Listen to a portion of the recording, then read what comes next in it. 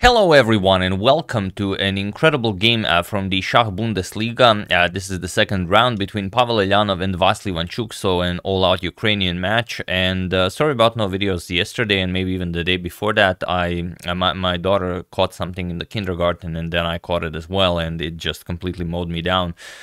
So I wasn't really able to do any videos, and I wasn't even paying attention to what was happening in the chess world.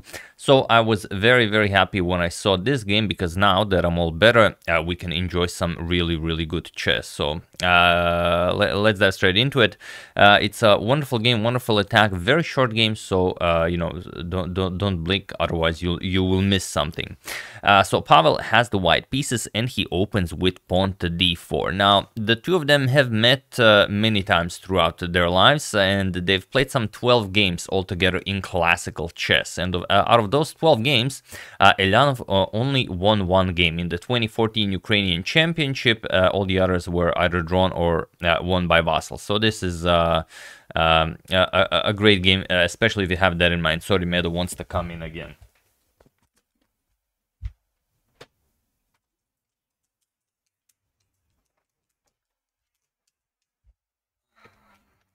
I mean, I always ask him, does he want to come in, but you know, he's just weird like that. But okay, d4 by Pavel, and Vasyl replies with pawn to d5. We have pawn to c4, c6, the Slav defense is on the board, knight to f3, we have knight to f6, and now pawn to e3. The quiet variation of the Slav, but not as quiet as you'll see. Bishop to f5, we have knight to c3, and now pawn to e6. Closing up the structure now that you've developed your light square bishop. And now, of course, Pavel goes after it. Knight to h5 goes after the bishop, bishop g6, and now bishop to e2. Continuing development, knight b to d7, we have castles, and only now d captures on c4. Bishop captures, and now there are ways you could continue this game. You could go after the bishop, you could play queen to c7, but Vasyl just goes bishop to h5. He says, I'm not obligated to allow you knight captures the bishop, and you know, just allow you to have the bishop pair, so why not attack your queen? And now it's your move. Do you bring the knight back? That kind of loses you the tempo, or do you want to play bishop back to e2? So Pavel goes bishop back to e2, and now Vasyl happily trades the bishops. Captures, and now pawn to c5, striking against white center. And all is well here. So rook to d1 makes sense, as the black queen is still on d8. C captures on d4, e captures, and now knight to b6 with full control over that d5 square. And now knight to f5. So is Vasyl's king in the center of the board a bit too long? Can he get out of this? Well, is the knight actually threatening anything? The problem is you can't really develop your bishop. Once you move the bishop, the g7 pawn will hang. So how do you play this? Well, best is to play queen to d7 and then just hope for the best. But in the game, knight f to d5 was played, which is also somewhat playable, and also it is now, as of move 14, that we have a completely new game.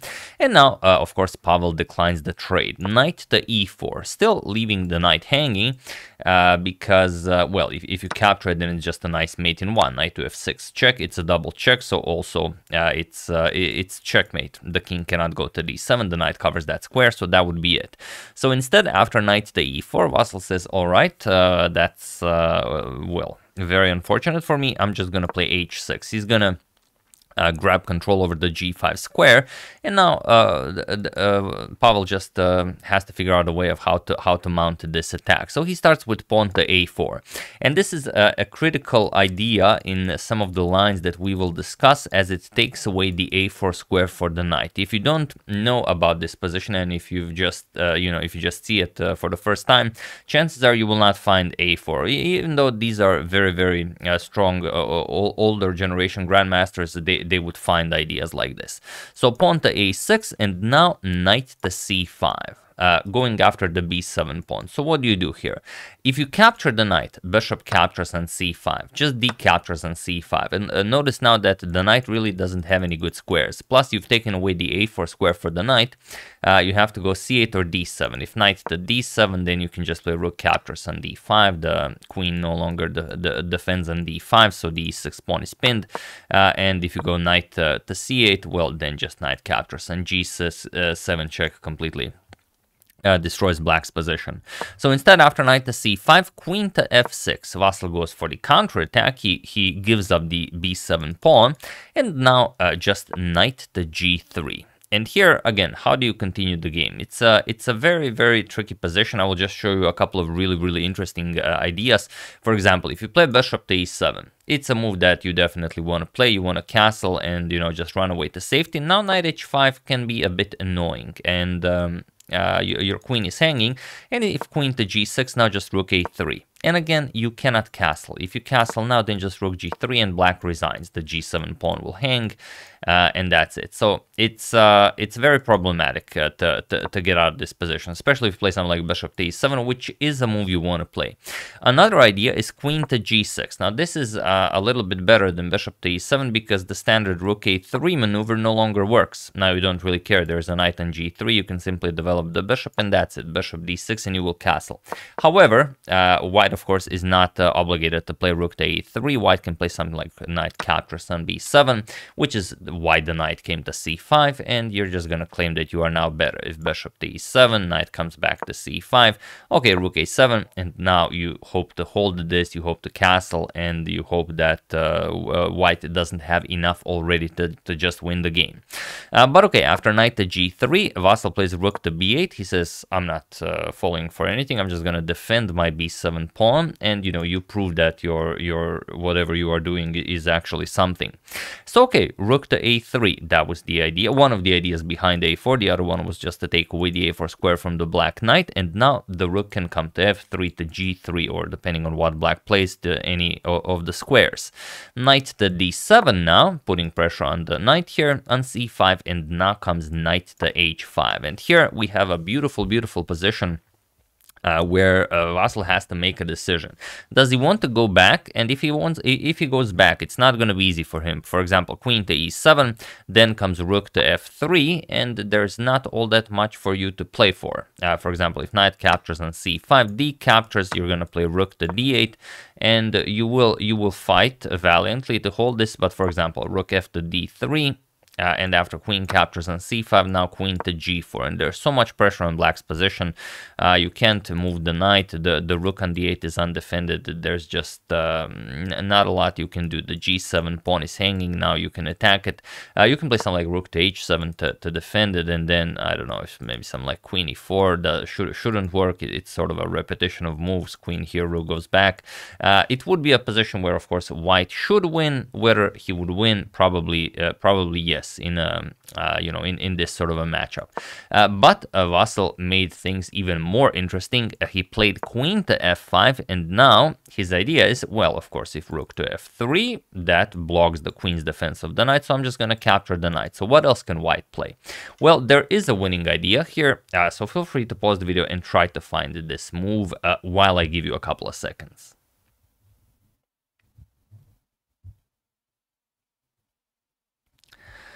So for those of you who were able to do it, congratulations on not paying attention to what I was saying and only listening to the position. And for those of you who just want to enjoy the show, it is rook to f3 regardless. Yes, congratulations to everyone who found this. You are truly a spectacular player. Rook to b3, if you ask the engine, will also be winning, just going after the b7 pawn, but we are not trying to bore our opponent to death. We want to completely crush him. So this is what Pavel played. Rook to f3, goes after the queen and sacrifices the knight. And this is where it gets incredibly interesting. It's impossible to decline the knight sacrifice. You have to accept it. It seems like you could go maybe to g4 or to g6, but queen g4 just loses terribly to knight captures on d7. Now black lost a piece. You cannot recapture. If you recapture, just rook captures on f7 with check, hangs the queen. And if queen to g6, which is a bit more resilient, not by much, just knight captures on d7. Now king captures, and okay, the f7 pawn is now defended, but now knight to f4 attacks the queen and the knight here. Now look at this, knight captures, bishop captures, attacks the rook on b8, and again, if you give it up, you're just gonna lose by material. So rook to c8 and now d5, and now look at this. Once the position opens up, there is no saving this position from all of white's pieces. They are just all coming down on the black king. Of course, you're gonna play something like e5. You don't want to open up files for the white rook and queen, as you are a sane person. But even this will not help you. For example, bishop captures, now bishop d6, you can play this, let's say bishop captures, king captures, and now queen e3 with all sorts of nasty threats, just going for queen to b6, let's say king d7, even d6 now, even that's possible. Like there's absolutely no playing this. If some like rook h to e8, you can even play queen to b3, go after b7, and now you're attacking f7 as well. Black just resigns here. It's actually forced mate in some 10 moves, so you will not be able to survive this. So this is the most unpleasant sacrifice you can face in a chess game, the one that you don't want to accept but you absolutely must accept. So here queen captures on h5 was played by Vasyl, but now comes the actual trick in the position, and that is knight captures on e6. Beautiful double knight sacrifice, but now the other knight cannot be accepted. Even though if you ask the engine it is the best move, you should accept it and give up your queen like this. Rook captures, or king captures and queen captures on h5 with check. Even better would be to capture with the king, so this doesn't come with check. And okay, you have a bishop, rook, and queen against two rooks, knight and knight. So it would be basically you would have you wouldn't have much. It's a knight and rook for a queen, and white is winning, but maybe you can fight. In the game, knight to e7 was played. Vasyl was trying to hold on to everything, but now just rook to e1, and it was in this position on move 23 that Vasyl Ivanchuk resigned the game, as there is nothing more to be done here. So truly a remarkable game. There's no move we can even try. Black is completely tied down. That's why I use this position as the thumbnail. I mean, it's not a position you see every day. Definitely not something you would expect in a game between modern grandmasters. When we have first 20 moves of a known theory. Okay, here there was also a lot of theory. First 14 moves were known theory, but it was a sort of a sideline of a sideline, and then something very, very interesting happened. But yeah, here of course this is still impossible. Rook capture still hangs the queen, and if you try anything else, you could play queen g6. Okay, you move the queen away from h5.